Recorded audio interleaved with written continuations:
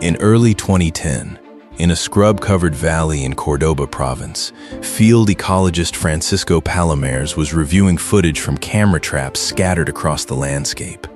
4 months earlier, 9 Iberian lynx had been released into this territory. He was simply trying to find out where they had gone, but the data began revealing something entirely unexpected.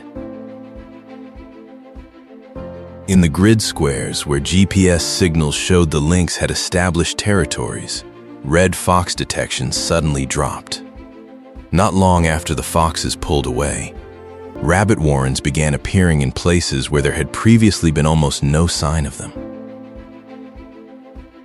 What made it even more puzzling was that the lynx had not even begun to reproduce. There were nowhere near enough of them to reshape the landscape through numbers alone.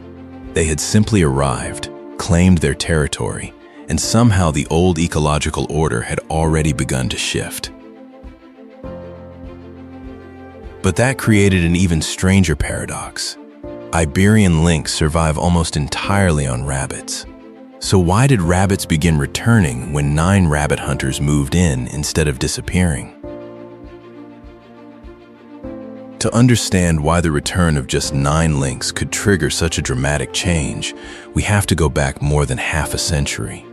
The Iberian lynx once ranged across the Iberian Peninsula from the Pyrenees all the way to Gibraltar.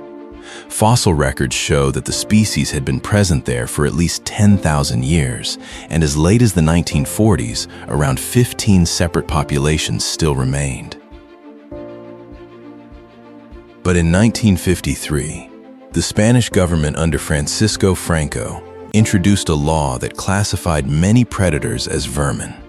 Wolves, foxes, eagles, vultures, and even the Iberian lynx became targets. A lynx carried a bounty of just 3.75 pesetas. In the years that followed, thousands of wolves, tens of thousands of foxes, and thousands of birds of prey were killed. By 2002, only 2 Iberian lynx populations remained, with just 62 animals between them.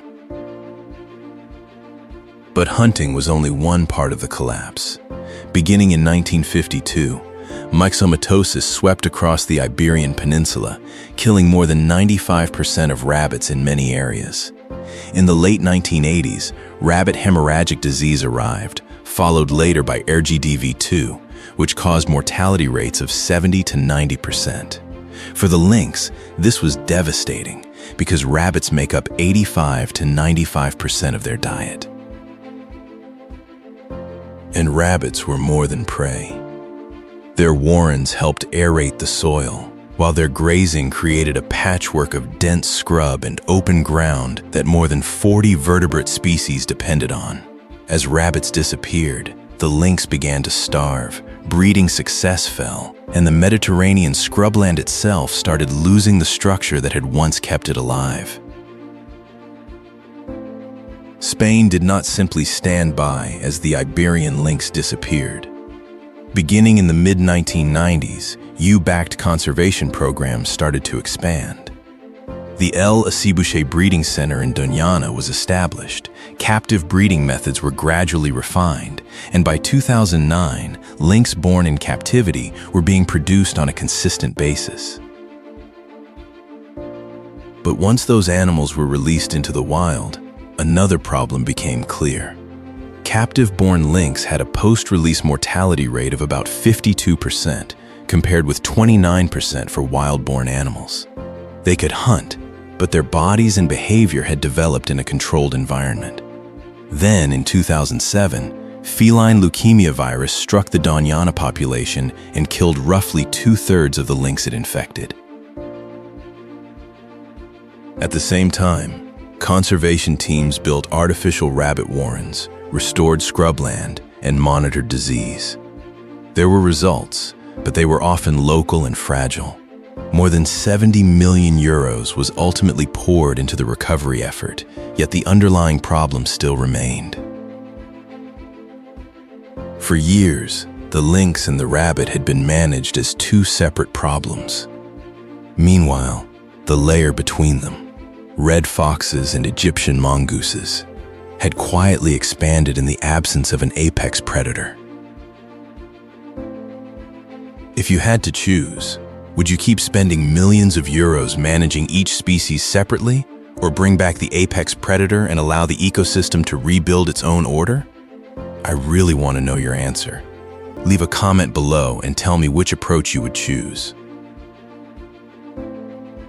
Instead of simply trying to preserve the last two remaining populations, conservationists decided to return the Iberian lynx to landscapes where it had been absent for decades. Release sites were selected based on rabbit density, habitat quality, cooperation from landowners, and distance from heavily traveled roads. Guadalmalado in Cordoba and Garizas in Jaén became the first two areas chosen. In 2009, captive-bred lynx were brought to these sites. Each animal could be identified by its unique coat pattern and was monitored with GPS, collars, and camera traps placed throughout the landscape. Within just a few weeks, the lynx began establishing territories. Then a quiet shift began. In areas where the lynx settled, activity from red foxes and Egyptian mongooses dropped noticeably. The lynx did not have to hunt them. Their scent, tracks, and simple presence as a larger predator were enough to push them away.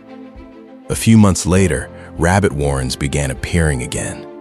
An ecological order that had been missing for decades was starting to rebuild itself. This is the central paradox of the entire story. Iberian lynx live almost entirely on rabbits, yet when the predators returned, rabbit numbers did not fall. In many areas, they began to recover. Without the lynx, red foxes and Egyptian mongooses moved into the open space at the top of the local predator hierarchy. They did more than simply hunt rabbits. They repeatedly disturbed warrens, disrupted breeding areas, and forced rabbit colonies to move. That constant pressure made it difficult for populations to stabilize. But once the lynx returned, the balance shifted. Foxes and mongooses detected the presence of a larger predator through scent, tracks, and activity across the territory, and began avoiding those areas. Research by Palomares and his colleagues found that where lynx populations were established, red fox and Egyptian mongoose numbers could be up to 10 times lower than in areas without lynx. So the lynx did not save rabbits by refusing to hunt them. It helped rabbits by reducing pressure from more efficient mid-level predators, and from there, a recovery chain began to emerge. More lynx, fewer foxes and mongooses, more rabbits, and then a stronger rabbit population capable of supporting even more lynx. The recovery of the Iberian lynx has become one of Europe's most remarkable conservation stories. In June 2024, the IUCN moved the species from endangered to vulnerable, but that did not mean the crisis was over. In 2024, 214 Iberian lynx deaths were recorded across Spain and Portugal, and 162 of them, or 75%, were caused by vehicle collisions. By 2025, road deaths had risen to 212.